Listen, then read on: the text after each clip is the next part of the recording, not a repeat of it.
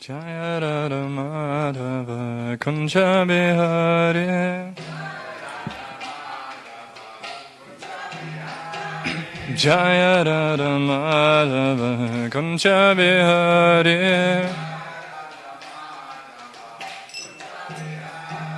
Gopi Jana Vallabha Girivaradari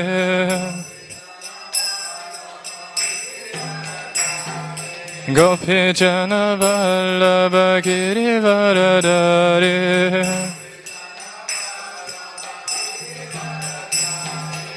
Yashoda Nandana Braja Jana Ranjana Yashoda Nandana Braja Jana Ranjana Yamuna Tiravanachari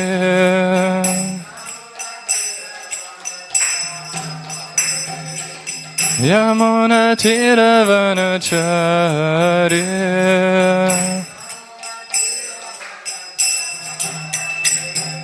Jaya Radha Madhava Kunja Bihari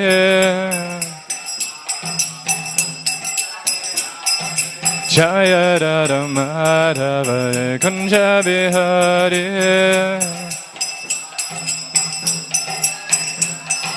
Gopi Jana Vallabha Girivaradari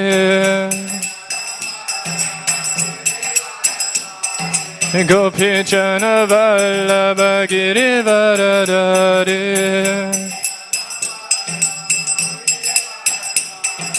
Yashoda Nandana Braja Jana Ranjana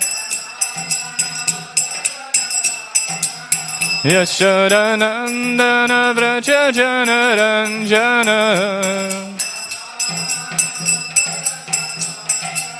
Yamuna Tiravanachari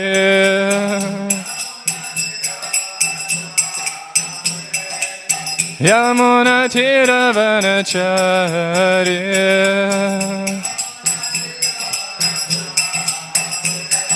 Jaya Radha Madhava Kunja Bihari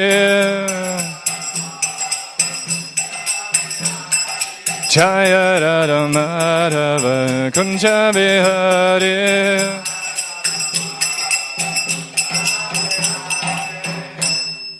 Jam Vishnupad Param Sivrajkacharya Shtottara Shati Swangre Sabaitaranda Bhaktivedanta Swami Srila Prabhupada Ki Jam Vishnupad Param Sivrajkacharya Shtottara Shati Swangre Bhaktivedanta Saraswati Goswami Maharaj Srila Prabhupada Ki Ananta Koti Vaishnavrinda Ki Krantarachima Bhaktam Ki Nitya Guru Premanande Hari Hari Bol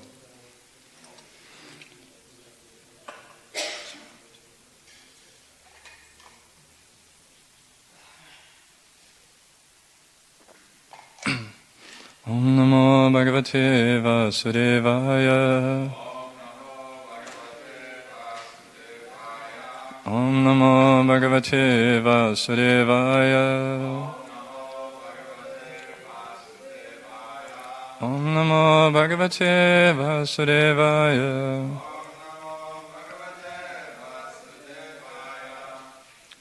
Hare Krishna. Welcome to Srimad Bhagavatam class. We are reading today Srimad Bhagavatam, Canto 3, Chapter 16, Chant which are cursed by the sages, text 28 and 29. So we're reciting 28. Bhagavantam parikramya Bhagavantam parikramya Pranipatyanumanascha Pranipatyanumanacha Pratichakmo pramudita Pratichakmo pramudita Shamsanto Vaishnavim Shriyam Shamsanto Vaishnavim Shriyam Bhagavantam parikramya Pranipatyanumanacha Pratichakmo pramudita Shamsanto Vaishnavim Shriyam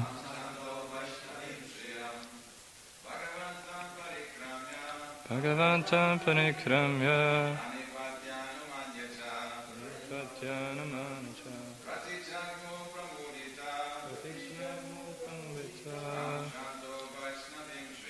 Shamsanta Vaishnavim Shriyam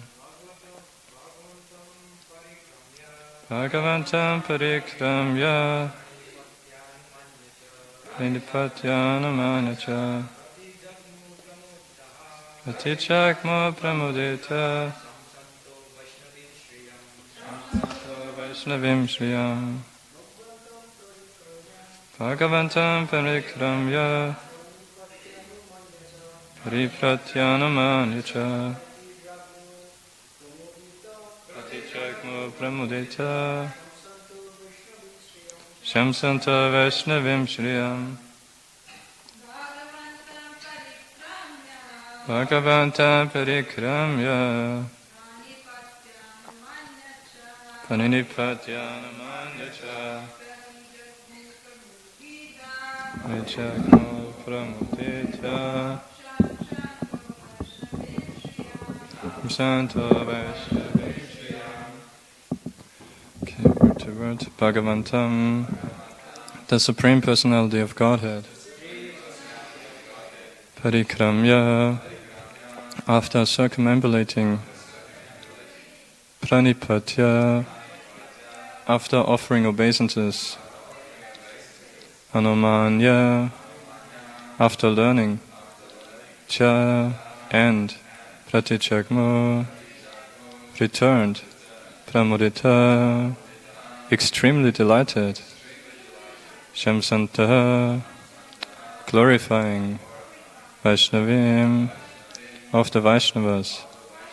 Shriyam, opulence. Translation and purport by His Divine Grace Abhayacharana Bhaktivedanta Swami Srila Prabhupada Ki Jai.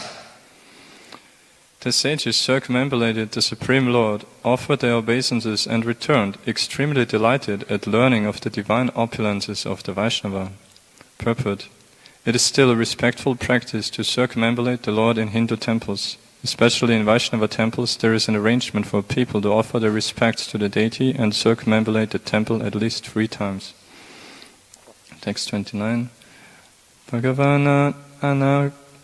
Bhagavananugavaha yatama vaishtamastusham brahmateja samartapi hantam neche matam tume.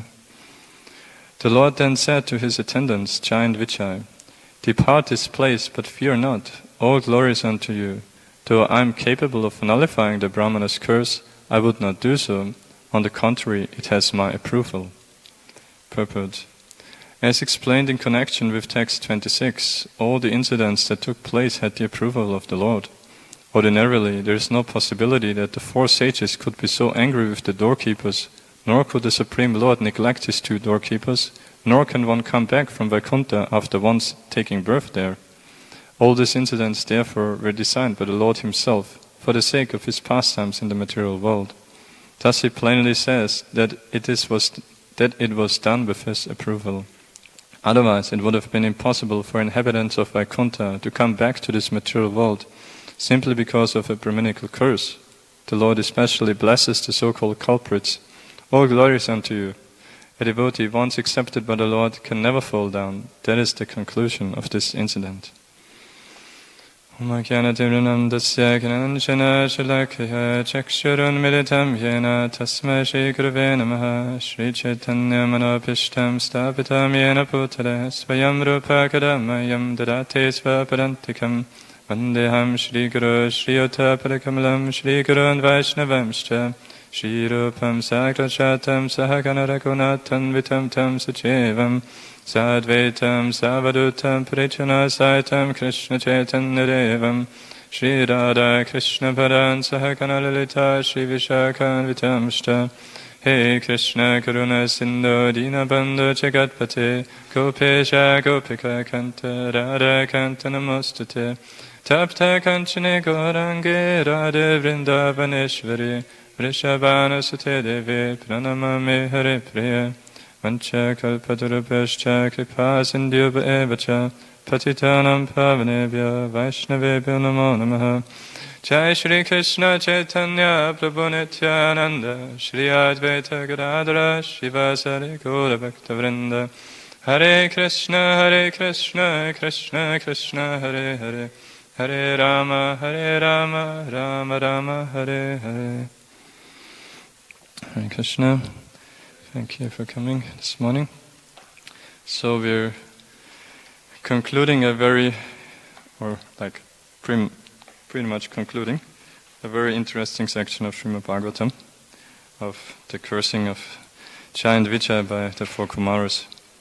And today in text 29, the focus is on the fact that now, as the Lord starts to reply to the four Kumaras' prayers,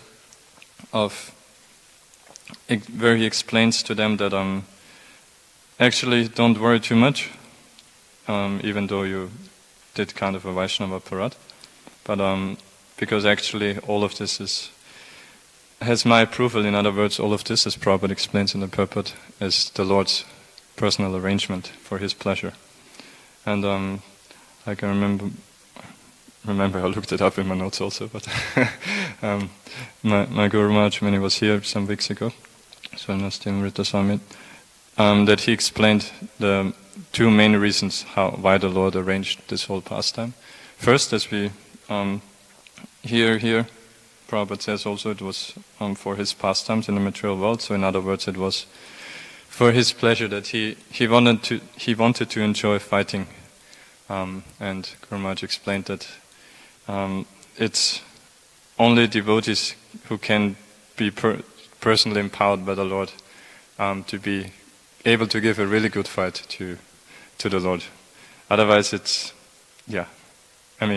obviously it's never a big deal for the Lord to fight anyone, but at least here we see that because it's the Lord's pure devotees, Jai and Vijay, who came, that they were fully qualified to also here in this indirect service, in this indirect rasa, to be fully empowered by the Lord and be the greatest demons of all times, even though they are pure devotees, and thus give a really good fight to the Lord. And the second reason, Guru Maharaj explained, is that it really is most important. It is for all of us that it teaches us the importance of Vaishnava dealings to avoid Vaishnava parad. That, as we see here, if you look from that angle, that even if you're in Vaikuntha, you can fall down. Of course, as we hear in today's purport, it's not a fall down, really, but still to teach us the lesson, very dramatically, it's also an important aspect of this pastime. And then, as we know, anything the Lord does, He's able to simultaneously fulfill so many purposes perfectly. And two more things I could think of is we know that actually, as in course of that, in terms of the Kumaras, the four Kumaras, He actually made them pure devotees through this pastime. That before we know they came as Brahmavadis, and but having heard already about the Lord from their father, Lord Brahma, when they had then the fortune to personally see the Lord, and not only seeing and smelling the fragrance of the Lord's lotus feet mixed with tulsi, that then they became really attracted to the Lord's personal feature and thus became pure devotees. As we know now, they are also not leading one of the four sampradayas. And also for Jai and Vijay, I believe it's perhaps mentioned somewhere in Laghu Bhagavatamrita or Brihad Bhagavatamrita, some of the books of our acharyas, our Goswamis, that they also actually, it's not that the Lord just I want to fight, so okay, you two guys, you have to come. If you like or not, you have to come. I send you down. It's not like that. It's even they had the desire to actually. I heard that they had.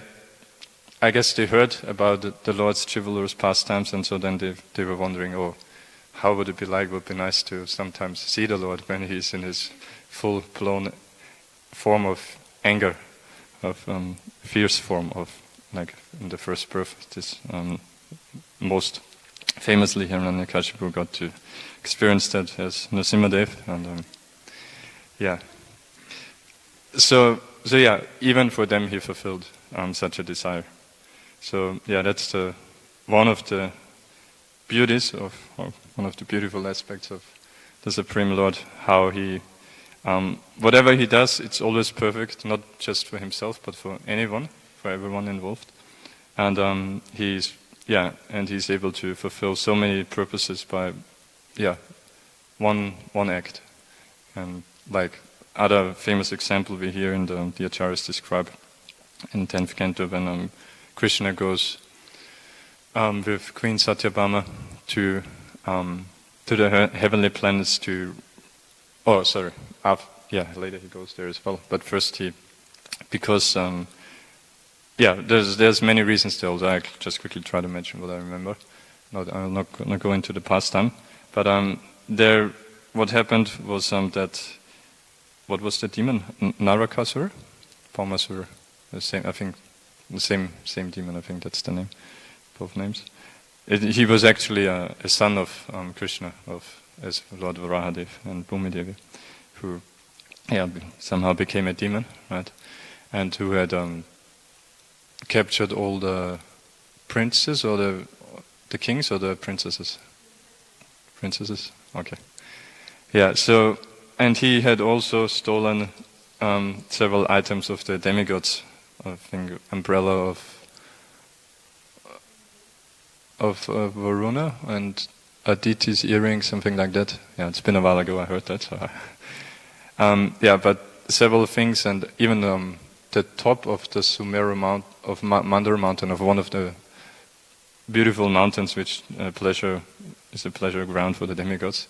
So he had stolen several items of them, so in order to reclaim them, and to, of course, most importantly, to free the princesses who were caught by this demon, and also,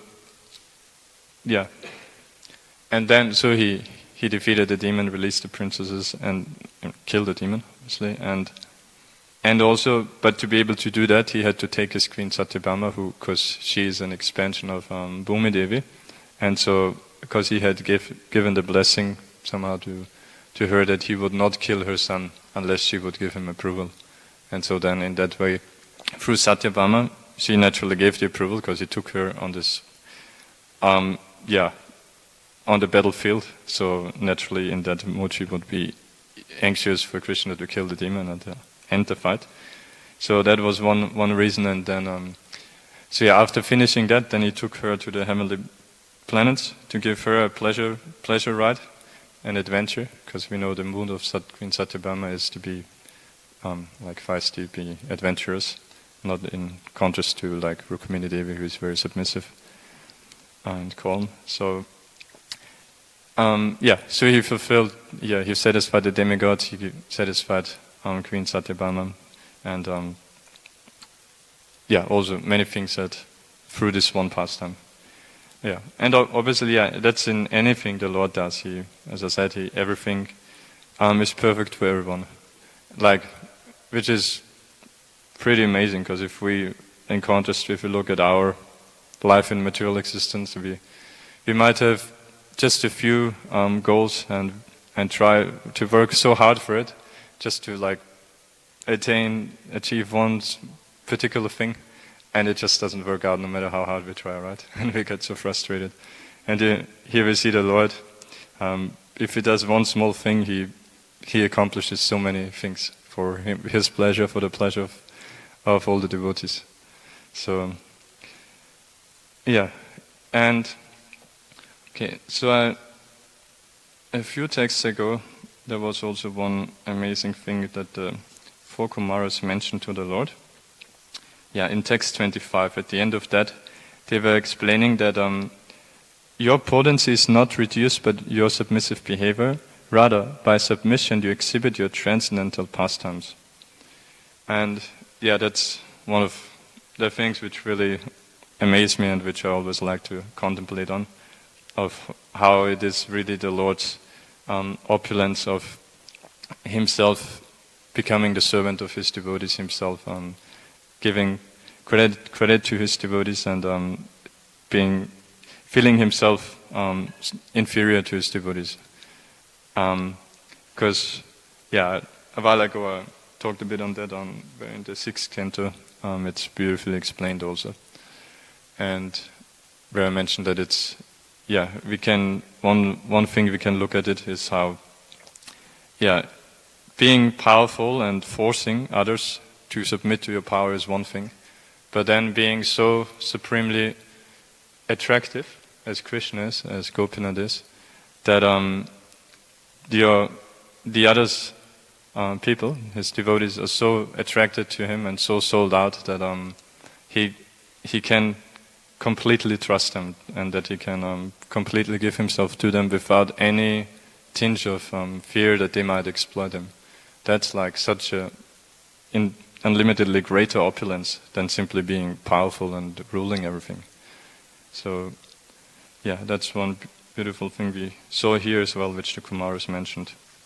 And so now I want to go through a bit I know we heard it many times in this connection also, but I read it recently, and there's many beautiful points you can still go through and meditate on, of the pastime of Ambarish Maharaj, because as I mentioned, one of the main reasons why the Lord performed all this pastime, and why he, as Prabhupada in the Prabhupada says, which is otherwise impossible for someone from Vaikuntha to go down, and also for the Kumaras to get angry, because they were already perfect on the Brahman level, so anger was also not an issue that could arise in them. So, but one reason was that he's teaching us this lesson of Vaishnava Parad, and the famous pastime for that obviously is Maharaj Ambarish with Durvasa Muni. So I want to, like Shukadeva Goswami, that's in 9th canto, 4th chapter, he first starts off with describing some of the glories of Ambarish Maharaj, how he engaged all his senses, Savaimana, Krishna Padada Vindayo, and all of that, and how even all the citizens were so accustomed to simply chanting and hearing the glories of the Lord, and thus were perfectly satisfied, and would never even have thought about aspiring for heavenly planets even. So it shows in what contrast that is to nowadays. Nowadays, people wouldn't even believe you if you tell about heavenly planets. What to speak of not wanting that, but being simply absorbed in pure devotional service. So that was the transcendental influence of Ambarish Maharaj. And in one, I want to start discussing from text 26 onwards, where it's explained how, because it's also kind of funny that we know Durvasa Muni, he was so puffed up because of his great austerities. That was the main thing, that he thought, this king, he's a king, he's a worldly person, so naturally gets so much sense gratification. I'm so much greater, I'm so austere. But here we see in text 26 is described actually Maharaj Ambarish also specifically of his devotional service in terms of austerities, where Shukadeva Goswami said that Maharaj Ambarish thus performed devotional service, and in this endeavor practiced severe austerity, and thus he always satisfied the Supreme Personality of Godhead. So also in devotional service, austerity is important, but in the proper way, in the proper context.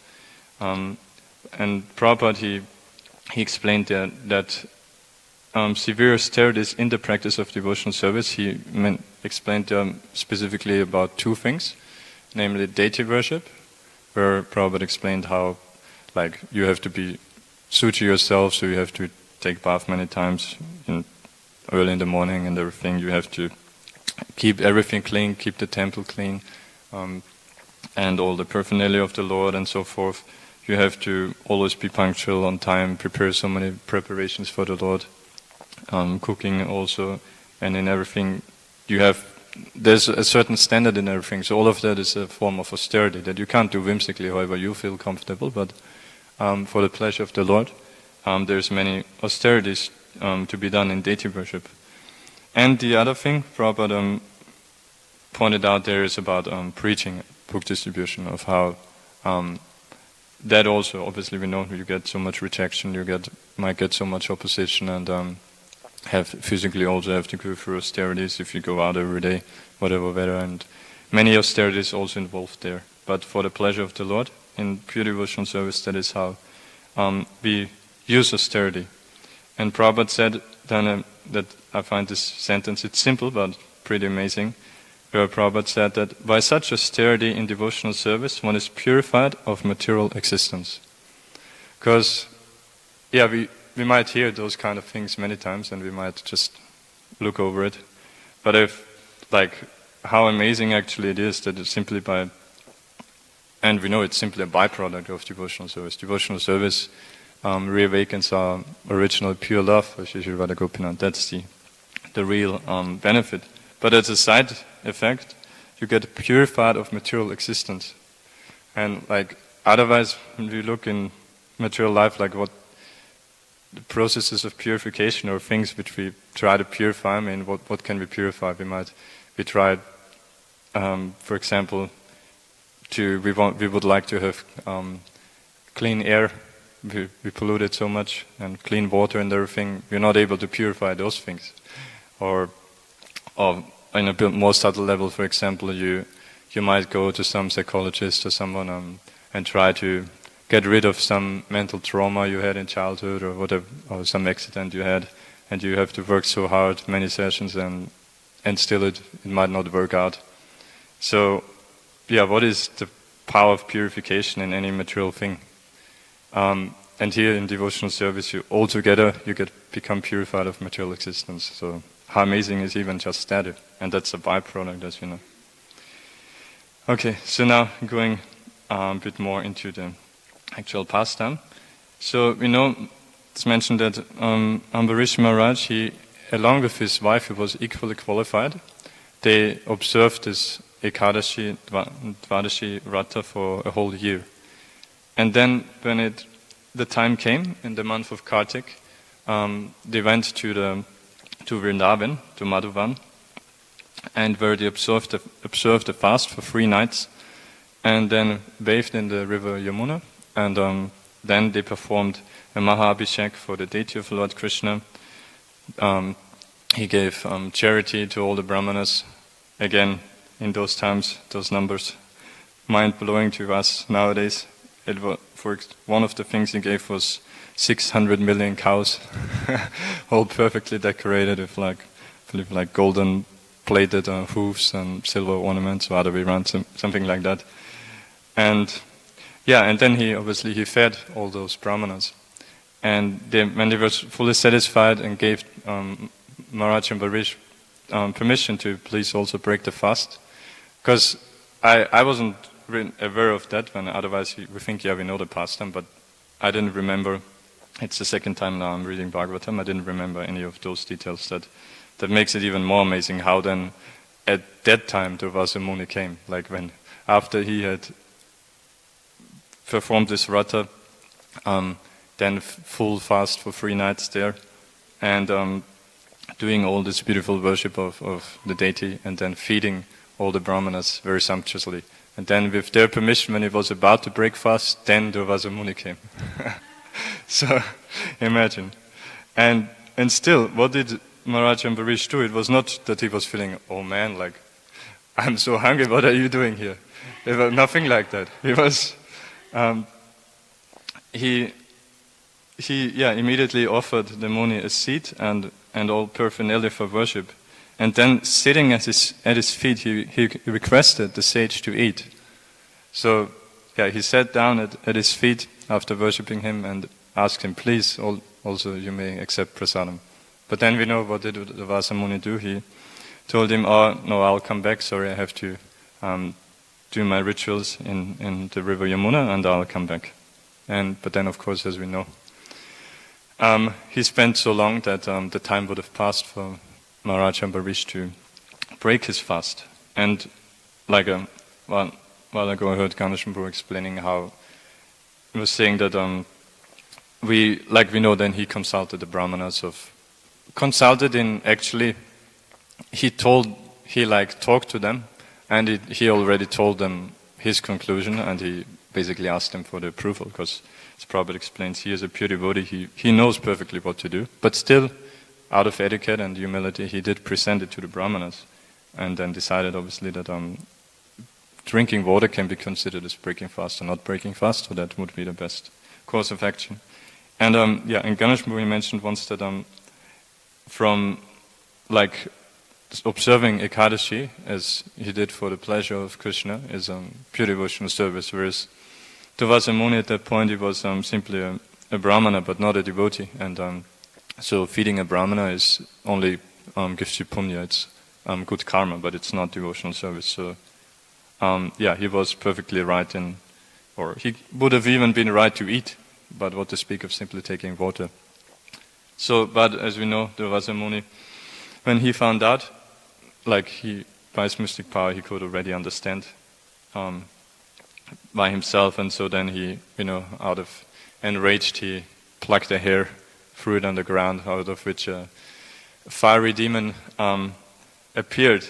And that's also kind of funny that it's mentioned that this demon, he resembled the blazing fire of devastation. So then you would think, okay, then the Lord would arrange something like that.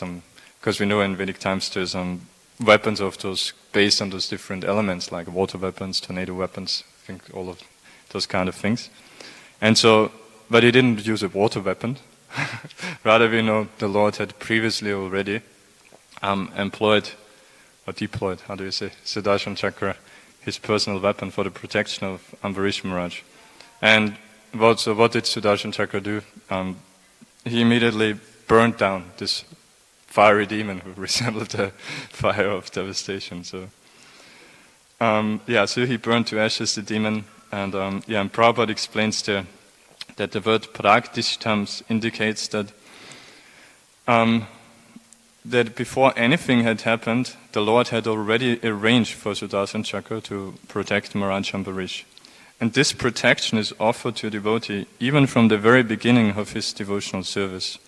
Prabhupada quotes the Bhagavad Gita 9:31, Kaunteya Pratichanihi, and 1866, Sarvatamam Parityaja. That he further says that the Lord is so kind and merciful that he gives the devotee proper guidance and all protection. So, and that, as Prabhupada said, there is from the very beginning. So, because we might think, yes, okay, Maharaj Ambarish, he's amazing, famous devotee here, so okay, yes, for him he would have protected like that, but for us, what will happen to us? No, Prabhupada is saying, right from the beginning, the Lord personally protects us. And this protection is not only in the, sometimes like here, physical form, but as Prabhupada points out, proper guidance and all protection. So it's also as keeping us out of ignorance, giving us knowledge, proper guidance. So especially through the spiritual masters we know and senior devotees. So when we get correction from seniors or instructions, then we should understand that's the Lord's personal mercy upon us. Even though we are not very advanced, already He's giving us this special protection. And further Prabhupada explains here, quoting Vishwanath Chakravarti Thakur, that although an enemy may be very strong, he is compared to an angry serpent before the fire of devotional service. And this analogy is given because serpents, they might be sometimes very poisonous, very dangerous, powerful, and and may have so much poison that just a tiny drop may kill like a big muscular man. And but if there's a forest fire, then no matter how powerful they are, snakes cannot flee. They simply die. And so similarly, that's why the analogy is given here that similarly, someone who, a devotee doesn't have enemies, but someone who considers a devotee his enemy, and who may be materially very powerful, but he actually can't do anything to them because, as we heard, of the Lord's protection, and in that way, their material power, their anger is simply burned down by the fire of devotional service. So yeah, and then we know Durvasa Muni, he tried to flee like anything. He was running here and there. He was trying to get into caves, and he was trying everything on the earth, everything in the sky, in the ocean, on all different planetary systems. Until he eventually approached Lord Brahma, and then even Lord Shiva, but both of them told him, we can't give protection. It's the Supreme Lord's weapon. And then he even went up to Vaikuntha, and there, and the way there how he approached the Lord and what he said, it also struck me of how, if you hear just that, you would think, yes, we know the Lord is merciful, so he immediately would oblige. Because what he fell down at the feet of Lord Narayan and admitted that, I'm a great offender, my Lord, please give me protection. And I'm just saying a few things of what he said. And another thing he said is that you can, so he glorified him as you are the Supreme Lord in different aspects, and he said that you can do everything, for even if a person is fit for going to hell, you can deliver him simply by awakening within his heart your holy name. So, and he is admitting, I'm a great offender, so he's already regretting and telling, please give me protection. So you'd think the Lord would say, yeah, okay, sure. But what, as famously as we know, what did the Lord say? He explained to him, he was saying that I'm completely under the control of my devotee. I cannot do anything. And so he told him, yes, we know, he told him that Sudarshan Chakra is not under my control. He's under the control of my pure devotee. I can't even though it's my weapon, but I can't do anything. And another amazing thing the Lord mentioned there is that without saintly people for whom I am the only destination, I do not desire to enjoy my transcendental bliss and opulences. And just think of that the Lord, He's the supreme personification of Satchitananda, of eternal bliss and knowledge. And he is Atmaram, self-satisfied, all energies are working according to his will. He can create and enjoy anything. But what he's telling them that actually, yes, I have all this opulence, I'm naturally full of bliss, but still, actually I don't like to enjoy any of that unless I'm with my devotees. And Prabhupada, that's an amazing Prabhupada actually. I will recommend that's text 63 in chapter 4 of the 9th canto, if you want to go through it fully sometime. I'll just tell a few things that Prabhupada mentions here, that he explains there that because the Lord is unlimited, he wants to, in order to enjoy unlimitedly, he wants to increase his devotees unlimitedly. And so, but then seeing some souls like us who reject that pleasure and want to go to the material world, then the Lord, for our sake, he also comes here and displays his beautiful pastimes to attract us again, and he gives us his instructions like through Bhagavad Gita. And and in this way then he requests us to surrender. And again, for our benefit, it's not for, of course, and at the same time on this angle, if you look at it, yes, also for his benefit, because he wants to enjoy. As Prabhupada says it, because unlimited as he is, he wants to increase his devotees unlimitedly. And consequently, what this also means is, Prabhupada explains, that a devotee who helps him in this endeavor becomes indirectly a controller of the Supreme Lord. Again, coming to this point of how someone who is so sold out to the Lord, who wants to understand his innermost desire and wants to serve him in this way, the Lord himself chooses to become controlled by that love and thus become controlled by such devotees. And then further the Lord says that since pure devotees give up their homes, their wives, children and all their opulences and even their very lives simply to serve me, I can't help but be obliged to them. And there Prabhupada explained that Durvasa Muni, on the other hand, he was even though he was such a great Brahmana, such a great mystic yogi, he was actually, we can see from this pastime at that point, so interested in his own body that he wanted to kill the body of a Vaishnava.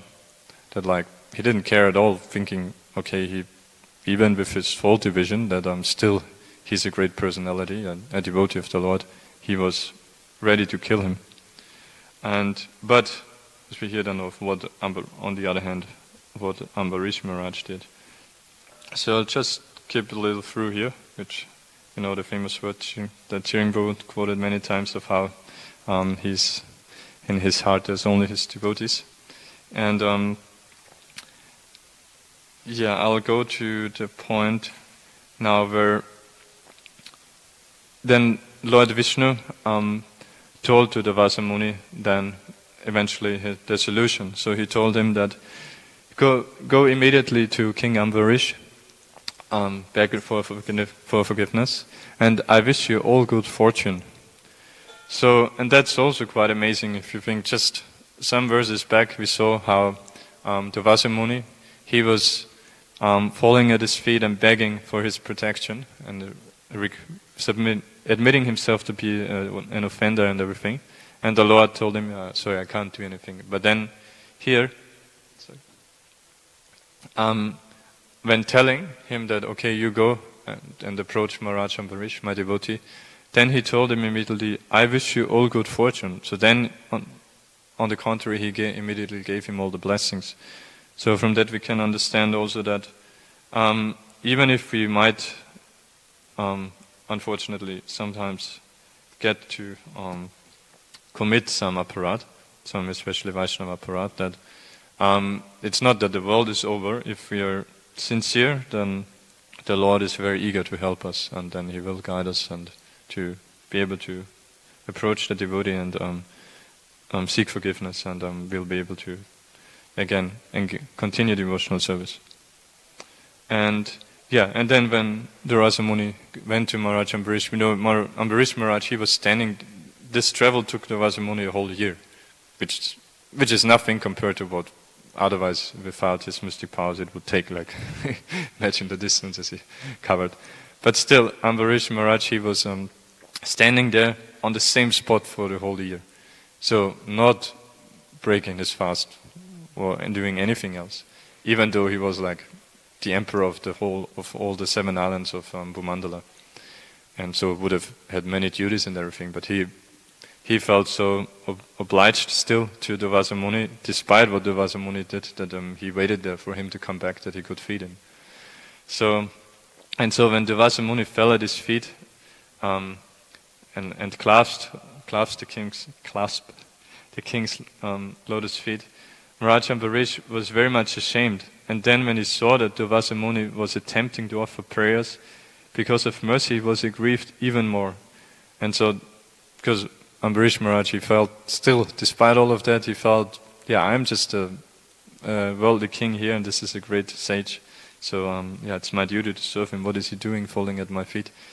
And so that's why then he immediately began offering prayers to Sudarshan Chakra, who was still chasing Durvasa Muni at that time, even though he came from Vaikuntha. So then he offered beautiful prayers to Sudarshan Chakra, pacified him. Skip over that. And and then one of the prayers where he then actually directly appealed to Sudarshan Chakra on the behalf of Durvasa Muni, is that he told him that if our family has given charity to the proper persons, if we have performed ritualistic ceremonies and sacrifices properly, if we have performed our occupational duties and always guided by the Brahmanas, I wish in exchange that this Brahmana be freed from the burning caused by the Sudarshan Chakra. So, and then further he said, even if the Supreme Personality of Godhead has ever been pleased with us, again, the same place, spirit is Brahmana. So, and that was what then really struck Durvasa Muni, that Maharaj Ambarish, despite this great offense, this attempt of killing him, what was he doing? He was still so humble, and he was begging for whatever he did, whatever credit he was ready to give, simply for protecting Durvasa Muni. So that's why he then exclaimed to him that, "Today I've experienced the greatness of the devotees of the Supreme Personality of Godhead. Although I have committed an offense, you still have prayed for my good fortune." And so then he said exclaimed in his ecstasy of seeing how superior pure devotion is to whatever he had done, whatever else he had sinned, that for one who achieved the Supreme Personality of Godhead, what is impossible to do, and what is impossible to give up? And I'll just finish with saying here how in text 20 then, so that's in chapter 5, where Durvasa Muni was saying to the further that, "At first I thought of you as an ordinary human being and accepted your hospitality, but later I could understand that you are the most exalted devotee of the Lord. Thus, simply by seeing you, touching your feet and talking with you, I have become obliged to you." And Prabhupada explains that at first Durvasa Muni mistook Maharaj Ambarish for an ordinary human being and thus wanted to punish him. But then when he was persecuted by the Sudarshan Chakra, his intelligence developed. Imagine. So that shows for someone who is not humble, and might be in our devotional service also, then we might need some more heavy external force. Like in Durvasa Muni's case, being chased for a whole year by a Sudarshan Chakra. It's mentioned like he was actually always feeling like he's right at his back, like burning his back. So, but even that, as you see here, can also be the Lord's mercy, as it was on Durvasa Muni also here. So, and then it's mentioned he blessed the Lord, Maharaj Ambarish, and he went straight to Brahma, up to the topmost planet in the material universe, to Brahmaloka, and there also glorified Maharaj Ambarish, telling about the supremacy of the devotees. Okay, so I went pretty long. Yes, for a quick question.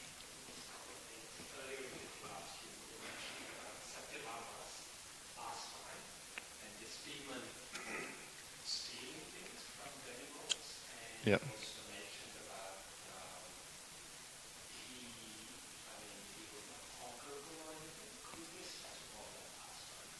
Conqueror? No, just because he happened to be born when Lord Varahadev lifted Mother Earth. I don't know how exactly it happened, but somehow the Lord impregnated her in that way. That this son was born, and by bad association who became a demon then later. And so, but still out of motherly love, she seeked the benediction that Krishna would not kill him unless having gotten permission from her. So that's what I mentioned. And in terms of powerful, he's the son of Krishna, so why can he not be powerful? That we know demigods, even by so-called ordinary demons, they sometimes become harassed. Yeah, that's that. She's explained to be or rather, Bhumi Devi is an partial expansion of Queen Satyabhama.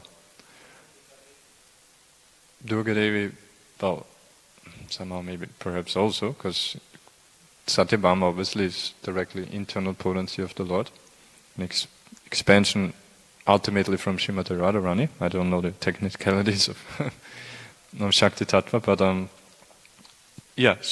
but Mother Bhumi is not internal potency, so she's